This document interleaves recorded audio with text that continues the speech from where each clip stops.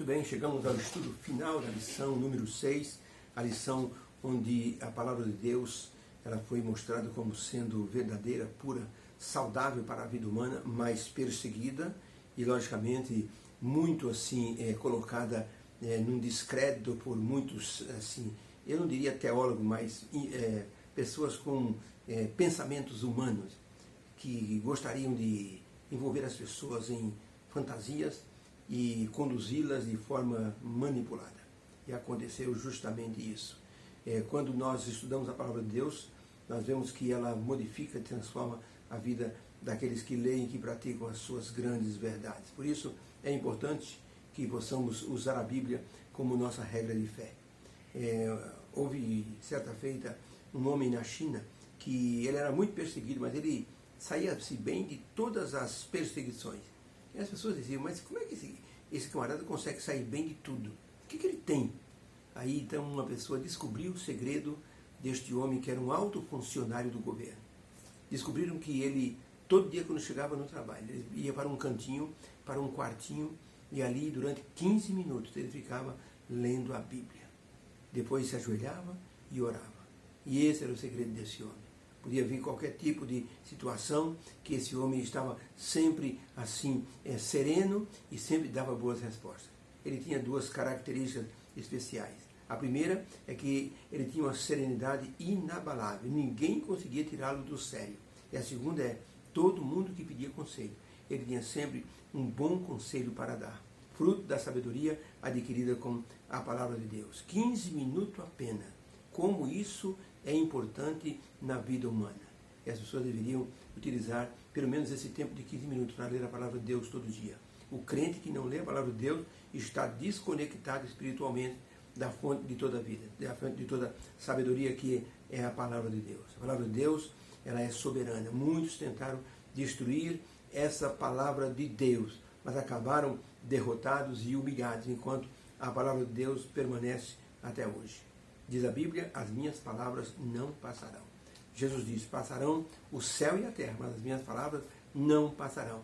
A expressão as minhas palavras era justamente a palavra divina, as santas escrituras. O que nós aprendemos esta semana nos leva a reverenciarmos o livro sagrado, inspirado pelo Espírito Santo, e que nos faz pensar em termos uma dedicação maior na leitura da palavra, na prática da palavra e também na divulgação das verdades que a palavra de Deus menciona para ajudar outras vidas. Muitas pessoas que sofrem hoje poderiam ter a vida modificada simplesmente pelo poder da palavra de Deus. Um homem que entrou numa casa, estava vazio, e de repente ele percebeu que as pessoas estavam chegando. Ele se escondeu embaixo da cama.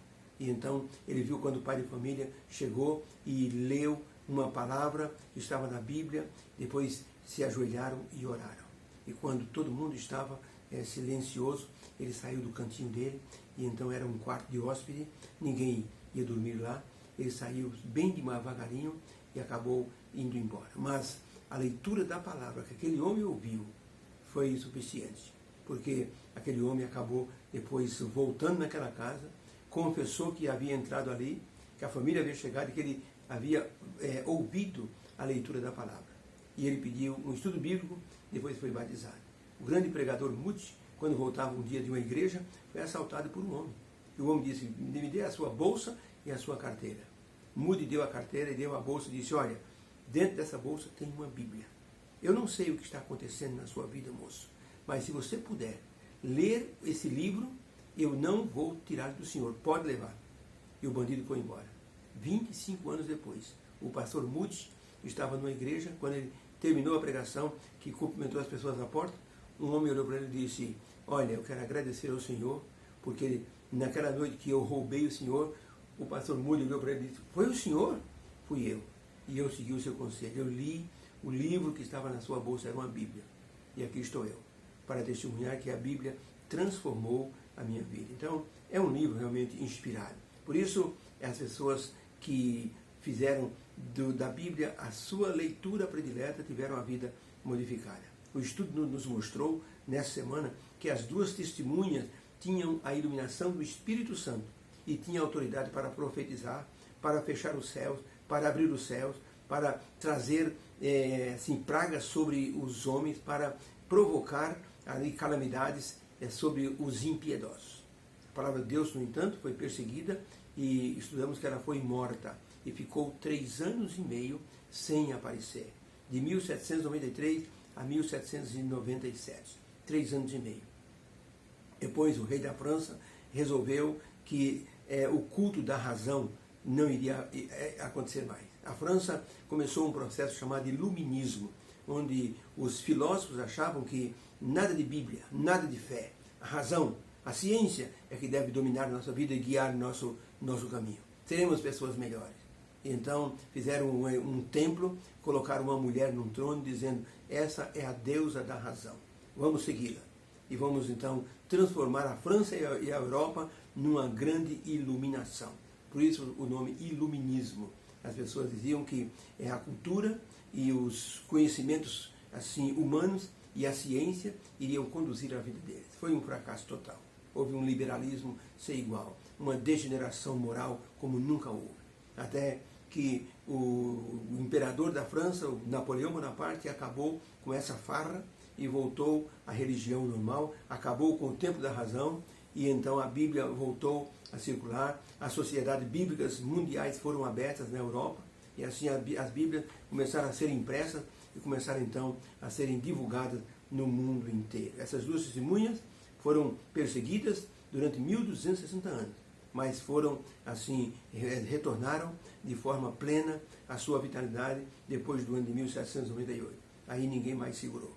Aí a palavra de Deus cresceu de uma forma exponencial, mostrando o poder divino, mostrando o poder da palavra divina. Por isso Deus diz, a palavra que sai da minha boca não voltará vazia. Ellen White escreveu no livro Serviço Cristão, na página 46, o seguinte, examinai as Escrituras. Esta é a ordem que nos vem de Cristo. Não há necessidade de confiarmos nas incertezas que temos de forma humana, mas temos que confiar na palavra divina que vai nos guiar. Oh, quão grato deveríamos ser, porque a Bíblia é a inspirada palavra de Deus. Agradeçamos a Deus por sua palavra escrita, que sempre nos guiará no caminho da luz. Deus nos abençoe. Possamos ter entendido essa semana que a palavra de Deus superou muitos obstáculos e se tornou a palavra viva, que está em nosso coração e que pode nos fazer assim melhores do que somos e nos fazer testemunhar dessas verdades para outras pessoas. Que o Senhor nos abençoe, que haja uma bênção em sua vida, que o sábado seja de bênção para todos nós. Fique com Deus. Amém.